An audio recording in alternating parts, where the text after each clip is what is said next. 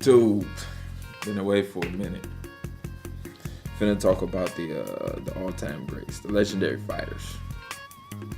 Of today versus yesteryear. Looking at a couple of fights, and I've already made my list about the pound for pound and why.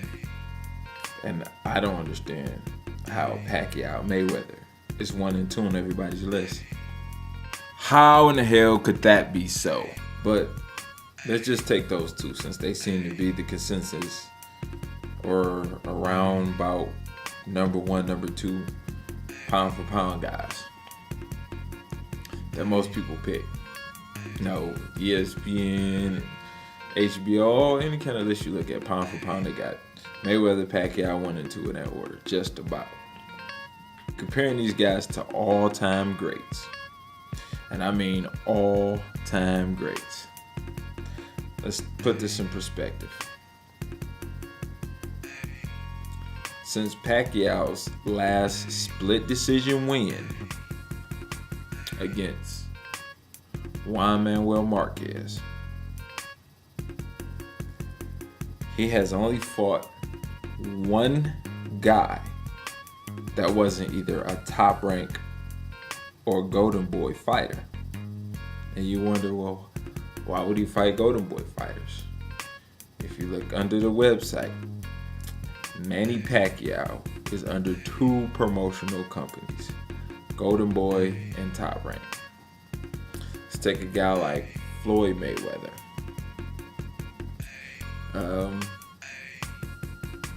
Let's look at his last 4 fights, which have been, the last 5 years probably.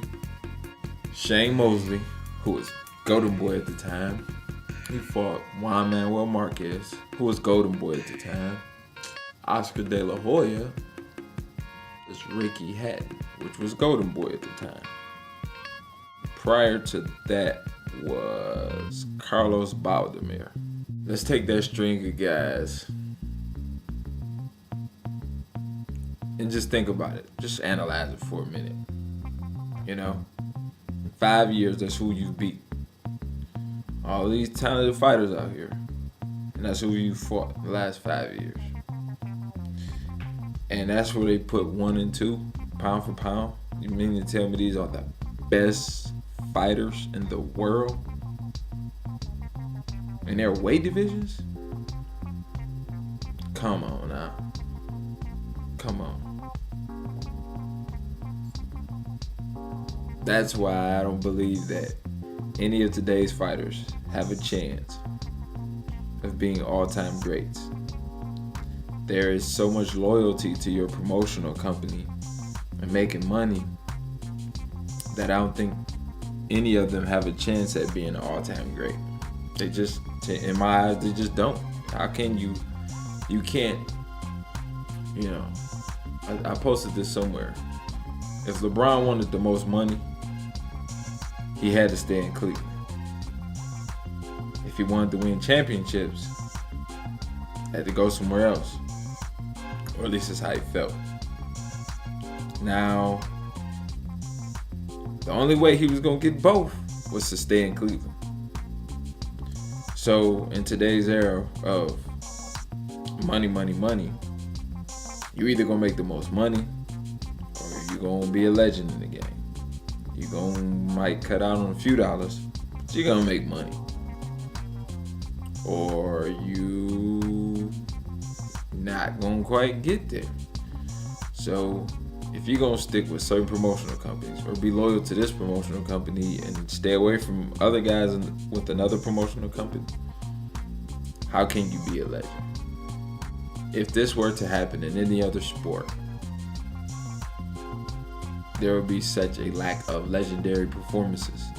Can you imagine if the Lakers had beaten whoever they beat in the Western Conference Finals and said, nah, we're not going to play Boston. Fuck it. That's too far east for us. We don't do Boston. Or Green Bay said, nah, we wouldn't play another blue collar city. You know, we need to play a San Francisco or it's an AFC team. Fucking New England. We play New England, but we're not gonna play Pittsburgh. Just don't happen that way.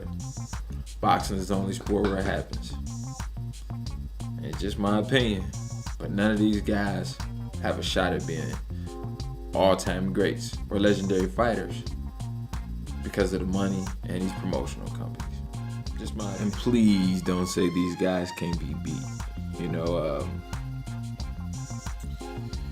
shall I mention Tyson Douglas, Tyson Holyfield, Randall Bailey, Chavez, Mildred Taylor, Chavez, Sweet Pea, Oscar De La Hoya,